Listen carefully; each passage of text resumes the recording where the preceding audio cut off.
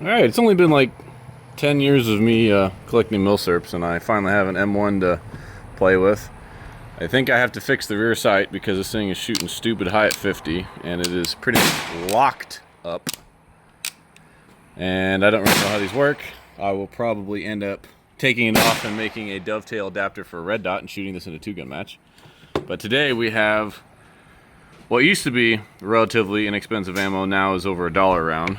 I bought this stuff ages ago for the Tactical Wizard when we shot his M1 Garand. I'll get some muzzle velocities in a different video. But there's 150 grain, 147 grain full metal jacket. I've got some of the Midway factory second bullets. I'm using MP 422 because Midwest powders are the cheapest you can get. We got 44 grains for the 175 grainers, and I've got 47 and 47 and a half because this stuff is like H335. It's kind of hot burning. Most of this case is wasted, as most of you know. That's why they went to the 308 Winchester, because this is much too long and way too hot of a cartridge if it's loaded full with slow burning powder. So I got some 150 grain Hornady soft points because I ran out of American reloading 147 somehow, probably loading all of my 7.5 French. So we'll start with these 47 grainers and see how we do at 50 yards, because I got to aim at like the bottom of the red cross to get a hit. So see how that goes. These bad boys barely fed, but I think this gun is very tired and needs a new mainspring, because I think the mainspring runs the Mannlicher style follower clip thing, whatever. The least amount of rounds I've ever loaded in a clip like this is 4. You just basically shove them all in. Like that, you can load 4 at a time. They make reduced clips, but I ain't buying some special clip to bench rest, so we'll just do 4-shot groups today.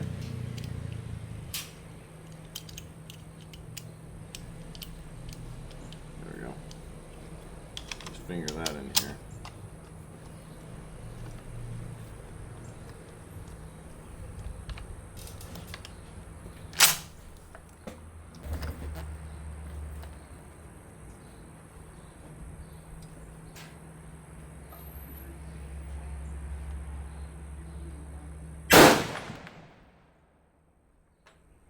As far as recoil goes, that's pretty much perfect.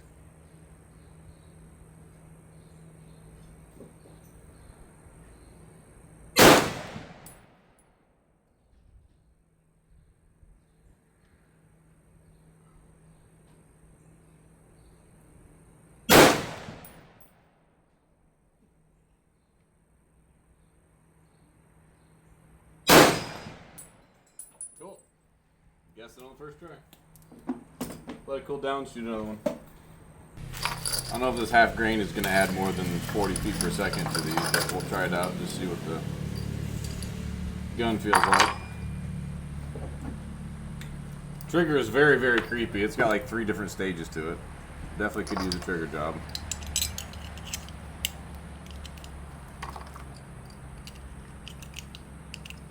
And of course, all my brass is flying straight forward, which is always fun.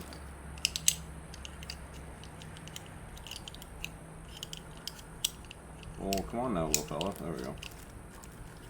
That's why magazines are superior in every way. There we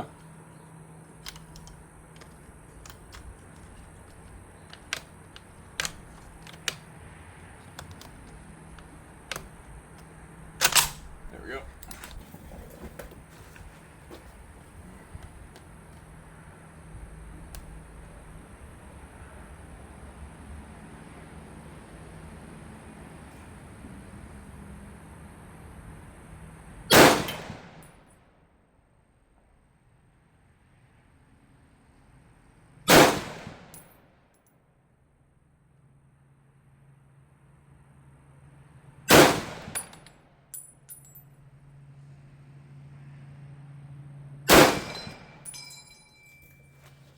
Not much more recoil. Ugh. You can shoot and gun. Nowhere close to overpressured, but man, those extractors just beat up this brass. Cool. Suppose we'll try out the Freedom Munitions next and go check these 3 targets. That's just so sluggish. I ordered a new spring for this thing. It could just be dirty, but I might as well buy my buddy a new spring for his birthday. Whenever that is.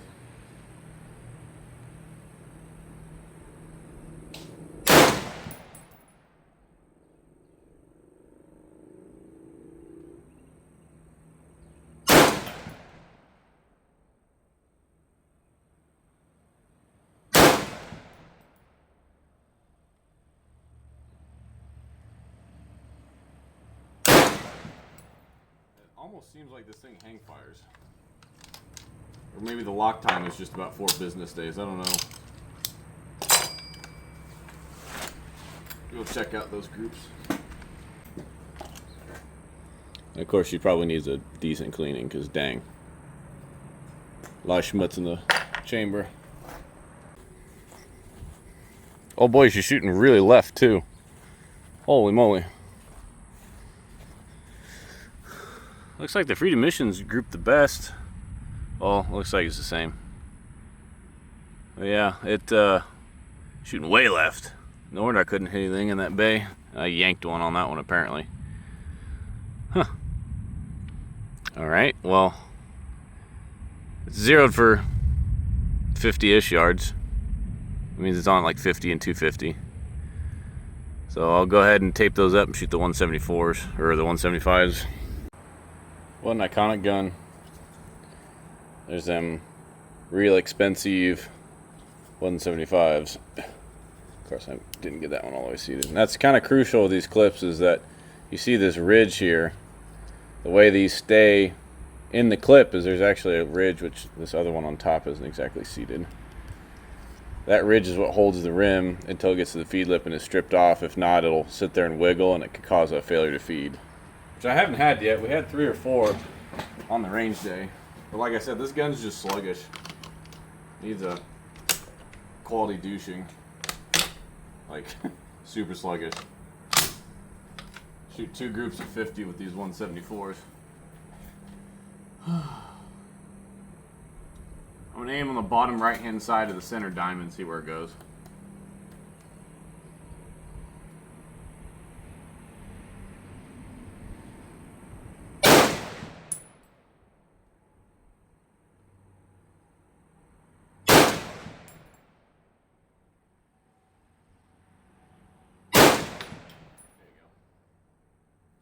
Bring you guys in for that. Yeah, it's the main spring's worn out because, like I said, I'm pretty sure that powers everything in this gun. I think that's why they were so liked by the government, because they're so simple. You didn't have a separate spring for the follower and the recoil spring. It's all the same thing. So it's just not pushing them up high enough. Or these projectiles are too long. You can see it doesn't even make it close to the feed ramp. So that's basically right at the base of the feed ramp. Stuck wide open. So needs a cleaning, probably needs a new mainspring. Unless, like I said, unless there is a separate spring for the clip follower thing. Yeah, all I did was pull the bolt back and the whole stack came up. Alright.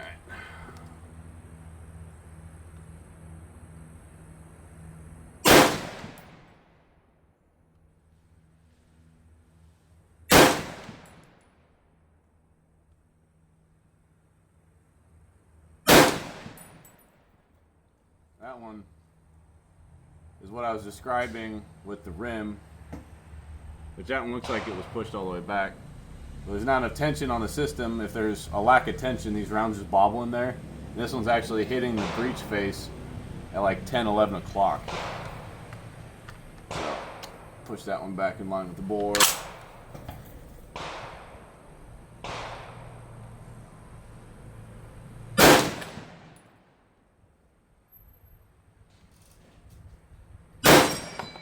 Those 174s ran pretty good, except for the failure to feed.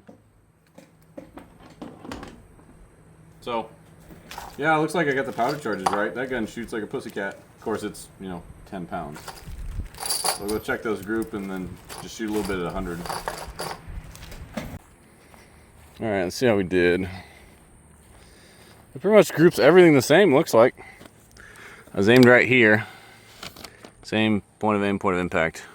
Aimed right here, came over there. So 2.5 inch groups at 50 yards with iron sights is good enough for me. That one was closer to 1.5 inches. Same with that one.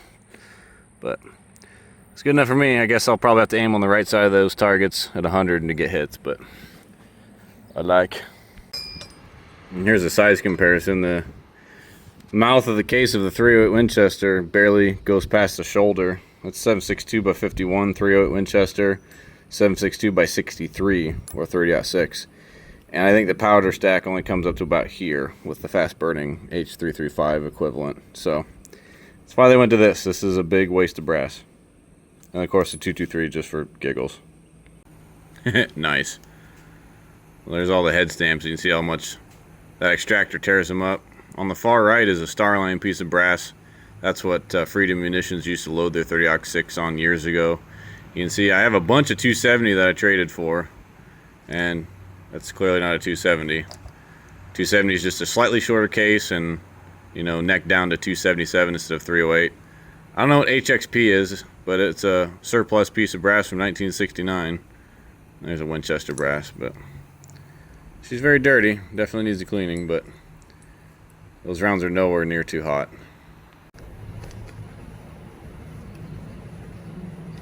Shoot a couple of rounds here at 100. See if I can get any hits with these sights being way off.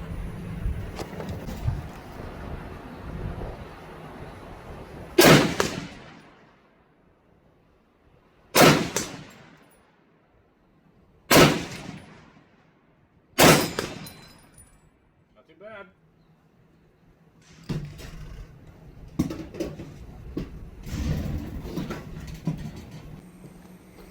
Next stop will be disassembling the rear sight and seeing what's locking this thing up. Because I like how clearly labeled these are. I need to go left, and it's just completely locked up. So we'll see what's going on with that thing. Try and replace the mainspring in this bad boy. Get this thing running a little bit more reliable. But that's a cool field grade rifle. Of course, the iconic roll mark. And they also give you a precision reference to where your zero is. That's pretty neat. So there you go. There's the M1. Thanks for watching.